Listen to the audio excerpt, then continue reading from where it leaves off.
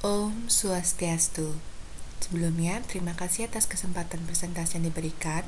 Hari ini saya akan mempresentasikan operasi komposisi fungsi. Sebelumnya, saya akan memperkenalkan diri terlebih dahulu. Perkenalkan, nama saya Nimade Ayu Harilaksmi Dewi Dasi, nomor absen 26 dari kelas 10 MIPA 1.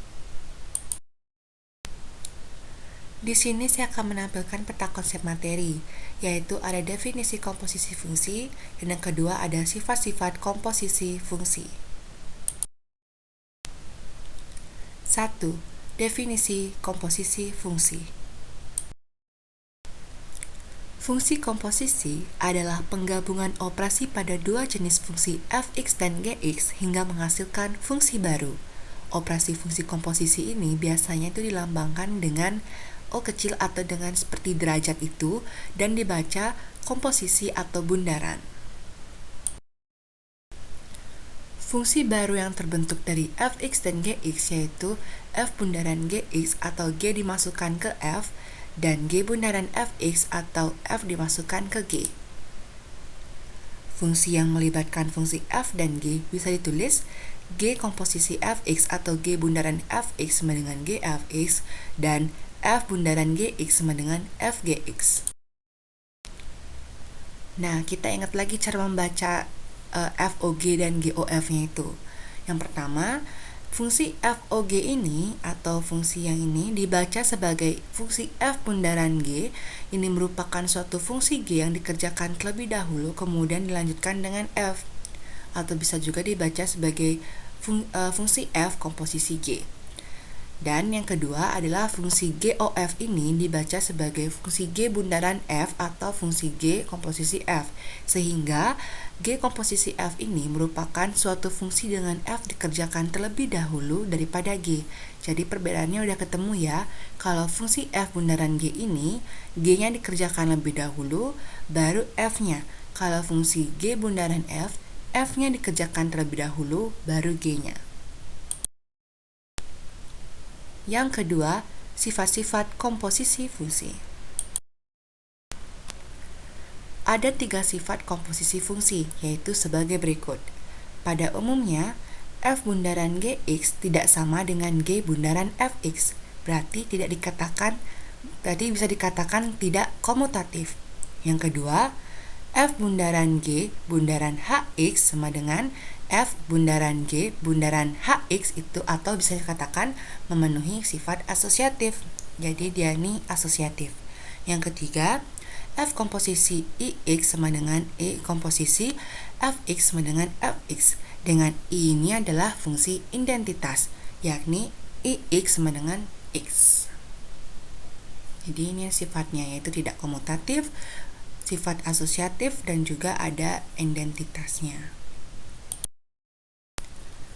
Di sini ada contoh diagram dari fungsi komposisi. Yang di sebelah kiri ini adalah contoh diagram dari F bundaran Gx atau F komposisi Gx sama dengan F Gx. Jadi G-nya dikerjakan lebih dulu, baru F-nya dikerjakan lebih dulu. Atau cara gampang ingatnya, mana yang lebih dekat dengan X itu dikerjakan lebih dulu, baru lanjutkan ke setelahnya itu. Jadi ini yang lebih dekat dengan X itu kan Gx, habis itu baru nanti dia akan dipetakan ke F-nya. Nah, domain dari F komposisi Gx itu atau F bundaran Gx itu adalah X di mana Gx elemen dari domain F dan X merupakan elemen dari domain G. Nah, itu dia domainnya. Setelah itu, di sebelah kanan ini ada diagram dari G bundaran Fx atau G komposisi Fx sama dengan Gx. Itu kita bisa lihat F-nya dikerjakan lebih dulu, baru G dikerjakan lebih dulu. Nah, jadi domain dari G bundaran Fx atau G komposisi Fx itu adalah X di mana Fx elemen dari domain G dan X merupakan elemen dari domain F. Nah, di sini kan kita bisa lihat dari dua diagram ini ada panah yang ke atas dan ada satu panah yang ke bawah. Nah, panah yang ke bawah ini biasanya tuh dilambangkan pakai huruf H ya. Jadi ini himpunan pertama dipetakan H ke himpunan ketiga. Biasanya hasil dari dua panah di atas sama yang satu panah di bawah ini biasanya sama. Oke, kita masuk ke contoh soal. Di sini contoh soalnya berdasarkan diagram yang kita lihat ya.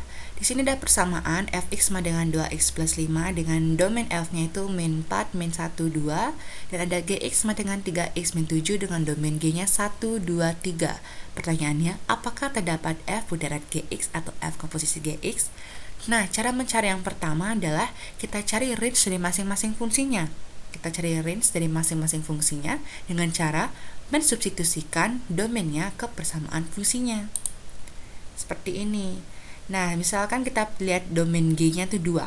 Kita masukkan nih 2 ini ke persamaan fungsi G-nya, yaitu 3x min 7. Jadi kita ganti x-nya jadi angka-angka di domain, yaitu 3 dikali 2 dikurang 7, 6 dikurang 7 sama dengan min 1. Hal ini juga berlaku di domain f-nya dan range f-nya. Jadi kita masukkan domain f-nya ke persamaan f-nya, itu 2x min 5, plus 5 maksud saya.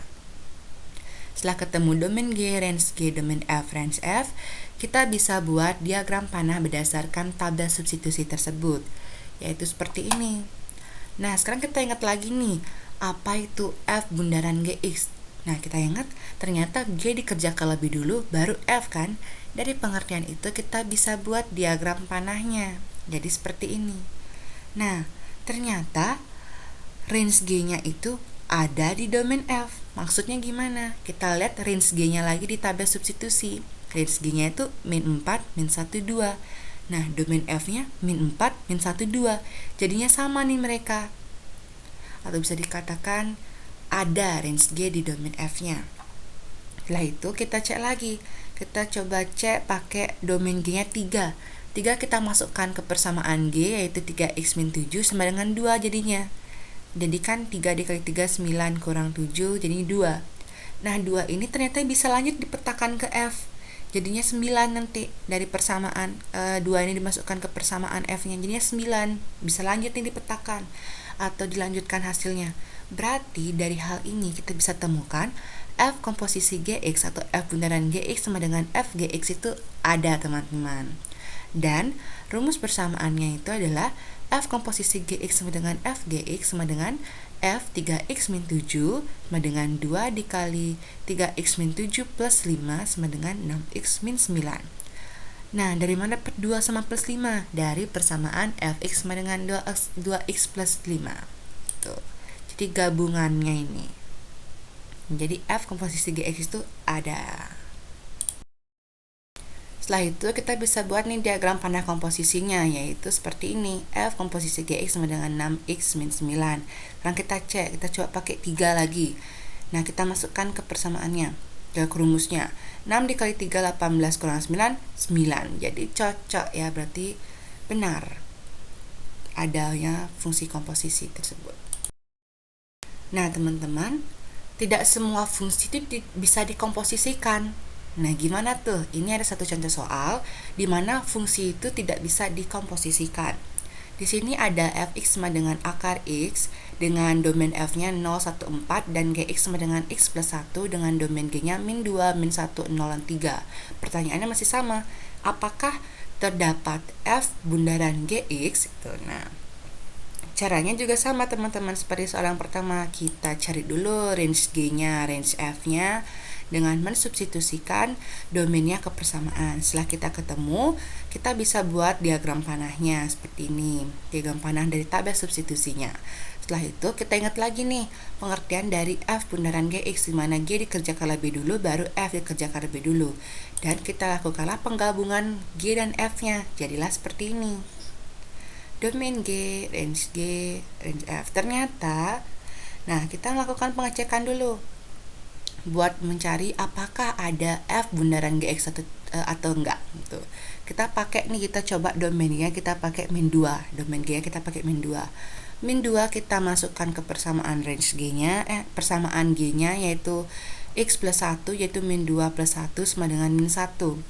Lalu min 1 nih harusnya dipetakan lanjut ke F. Ternyata ini nggak bisa. Karena apa? Karena ada range G yang bukan termasuk domain F. Nah, domain F itu kan 0, 1, 4. Ini ada yang bisa dibilang nyasar lah, yaitu min 1. Jadi, dari hal ini kita bisa temukan bahwa F komposisi GX itu tidak ada karena ada range G yang bukan termasuk domain F. Itu. Nah, jadi F komposisi GX itu tidak ada. Nah, kita masuk ke soal-soal. Di sini saya menampilkan dua soal. Yang pertama, Gx sama dengan 2x-2 dengan domain G 1, 2, 3, 4 dan Fx sama dengan x plus 2 dengan domain F 0, 1, 2. Apakah terdapat G bundaran Fx-nya? Nah, sekarang G bundaran Fx ditanyain. Caranya sama kok teman-teman kayak tadi. Yang kedua, apakah domain sangat berpengaruh dalam suatu komposisi? Jika iya, mengapa? Nah, tolong berikan penjelasannya menurut dengan pendapat kalian. Sekian presentasi dari saya. Mohon maaf apabila ada salah kata, pengucapan, ataupun penulisan PowerPoint. Saya tutup dengan Paramesanti. Om Santi Santi Santi Om. Terima kasih.